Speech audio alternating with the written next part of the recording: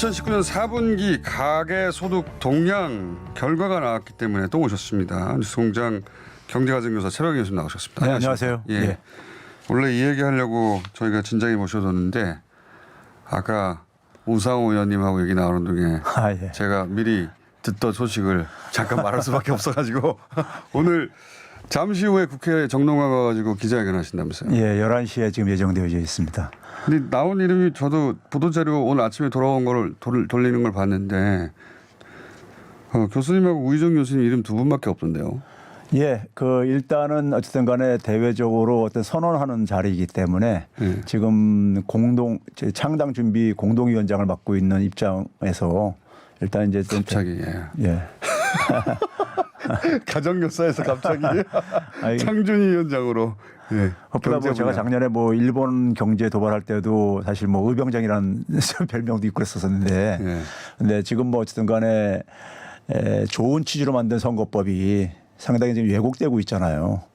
민의를 왜곡시키고 있고 상당히 그래서. 아니라 그 선거 취지는 사라졌어요. 사실은. 그러니까요. 미래한국당의 출범으로 이 개정선거법의 취지 소수정당을 국회에 진입할 기회를 주는 건데 거기에 거대 정당이 들어갔으니까요. 그렇죠. 그래서 지식인의 한 사람으로서 그러니까 이런 민의가 이렇게 근본적으로 왜곡되는 것을 그냥 방치할 수가 없어가지고 일단 어떤 하나의 주춧돌이 되겠다 이런 이제 심정으로 참여했습니다. 갑자기 이제 우희정 교수님과 최백은 교수님 정치하고 전혀 먼 분들이 다 등장해가지고 예, 저도 보도자료 현실 봤어요. 정치는 잘 모릅니다. 보도자료 새벽에 돌았거든요. 아 예.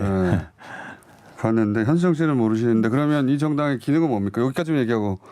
예, 잠시 후 이제 플랫폼 정당을 이제 우리가 표방을 하고 있는데요. 말 그대로 이 준연동형 비례대표 비례대표라는 것은 기본적으로 표의 등가성이라든가 표의 비례성을 이제 우리가 목표로 하고 있는 거잖아요. 그래서 이제 그런 부분이 지금 보수 야당에서 유성 정당 만들어서 이제 왜곡되는 상황 속에서 그걸 다시 살리기 위해 가지고 이제 그러니까 이 소수 정당들 섞고 포함해 가지고 모든 정당들이 그 비례대표를 출마시키려고 하는 이 정당들이요. 좀 이제 개별적으로 접근해 가지고 이 문제가 지금 이제 해결이 안 되니까 저희가 그 그런 역할을 해주겠다는 것입니다. 좀 구체적으로 말하자면 민주당이나 정의당이나 또는 녹색당이나 이런 범진보 진영의 정당들이 개별적으로 유성 정당 못 만드니 여기 틀을 만들어 줄 테니까 여기서 합의를 보자. 일로 다 이제 비례대표들을 보내셔가지고 그래서 범민주 진영의 정당들의 연합을 통해서 소위 말해서 국민들의 어쨌든 간에 그 표를 좀 최대한 그러니까 살리자는 취지입니다. 이 시간이 그 시간은 아니라 기자회견을 하시고 나면 따라 모시고 얘기를 들어보기로 하고 어쨌든 그릇 정당, 플랫폼 정당 자체적으로 후보를 내는 게 아니라 그렇죠. 저는 또 뭐 자체적으로 후보를 해서 교수님이 비례 후보로 나가시나 했는데 그건 아니고 우리는 그릇만 제공한다. 자, 2019년 가계소득 동향조사 나왔는데 여기서 주목할 부분이 있다고 하셔가지고 저희 모셨어요. 어떤 부분을 시간이 많지는 않습니다. 핵심은 4분기는 어쨌든 간에 2019년을 총 이제 결산하는 이제 의미가 있는데요. 이 의미가 있는데 상당히 그동안의 고용 동향이 굉장히 많이 좋게 나왔었잖아요. 그렇죠. 그 숫자가 그게 그대로 사실 반영이 돼지고 있는데 그래요? 일단 뭐냐면 전체 모든 가계 계층들의 소득이 다 증가를 했고요. 1년 전에 비해서는요. 그건 3분기부터 진행됐던 것이고요. 그렇죠. 두 번째는 지난해 이제 그러니까 우리가 GDP 증가율이 경제 성장률이 한 2.0%로 지금 추산을 하고 있어요. 근데 가계 소득 증가율 같은 경우는 1인 가구까지 포함할 경우에 3.9%나 증가. GDP 증가율 앞섰다. GDP 증가율이라는 게 일단 국가 전체의 평균 소득 증가율이거든요. 그렇죠. 근데 이제 가계 소득이 이제 사실 주도를 한 거라는 것을 이제 이게 소득 주도 성장이 결국 그 얘기였지 않습니까? 그리고 이제 일부에서는 이제 그러니까 뭐 재정을 가지고 저소득층 소득 지원해 줘 가지고 만든 거 아니냐 그러는데 계속 그 얘기했죠. 근데 가계 전체 중에서 이 소득 증가를 주도한 건 근로소득이었었습니다. 실제로는 정부 지원금이 아니라 근로소득이 한 5.8%나 증가를 했어요. 그리고 그러니까 급여가 올라갔다는 얘기네요. 그렇죠. 그러니까 그게 이제 그러니까 결과적으로 소득주도 성장 정책이 시장에도 제대로 이제 작동을 했다는 것을 이제 좀 이제 의미하는 것이고요. 소득도 5분위로 나눌 수도 있고 뭐 여러 분위로 나눌 수 있는데 하위 20% 특히 거기가 줄어들면 그리고 상위 뭐 20%가 늘어나면 소득은 전체적으로 상승했지만 빈부격차는 커졌다 이렇게 말할 수 있지 않습니까? 예, 그래서 이제 4분기에도 이제 소득 증가율이 하위, 중간 소득, 상위로 이렇게 순서대로 예. 하위는 7.0%나 올랐어요. 하위가 크게 하위 올랐다. 30%는요. 근데 이제 이런 부분에 대해서 그 조선일보에서 아마 제가 2월 22일자로 생각나는데 박근혜 정부 때니까 통계청장 하셨던 유경준 교수 인터뷰를 통해 가지고 예. 이제 그러니까 중산층이 줄어들어 가지고 소득 주도 성장이 사실상 실패한 거다 이제 이렇게 얘기를 했어요. 그렇게 해석하셨는데. 예. 예. 근데 이제 이걸 제가 이제 들여다 보니까는 이제 통계청장 하신 분이기 때문에 통계청의 마이크로 디테일을 볼 수 있는 분이에요. 그렇죠. 그래서 제가 이제 들여다봤어요. 들여다보고 계산을 해봤더니만은 1인 가구까지 포함했을 경우에 우리가 1인 가구가 30%나 되는 상황이기 때문에 그렇죠. 1인 가구. 지난해 4분기 기준 이분은 이제 3분기를 가지고 했는데 3분기에도 그러니까 예를 들면은 그 중산층이 한 4%포인트 정도 줄어들었어요. 예. 그런데 그게 이제 어디로 갔냐 그러면은 중산층이 예. 상위로 한 2% 절반이 갔어요. 그건 좋은 거잖아요. 좋은 거죠. 예. 하위로 이제 절반 정도가 내려왔는데 예. 2%포인트가 내려왔는데 하위는 왜 그러냐면요. 이게 고령화 때문인 겁니다.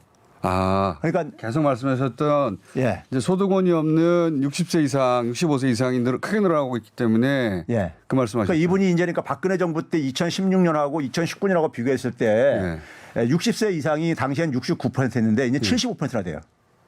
특히 이제 65세 이상이 65%나 되고 있어요, 지금요. 그러니까 고령층들이 많이 증가하니까는 하위층들은 소득은 이분들은 이제 소득이 이제 그러니까는 이 하위층들의 형성하는 게 저거라 이거죠. 이런 말씀이시네요. 단순화시키자면 그분들이 3년 전에는 60대 이하였지만 이하인 분도 많았는데 지금은 그분들이 60대 이상으로 들어오면서 전체적으로 그중에서 다 2%는 아니겠지만 그중에서 상당수가 소득이 줄어들었고 그렇죠. 당연히 하위로 떨어졌다.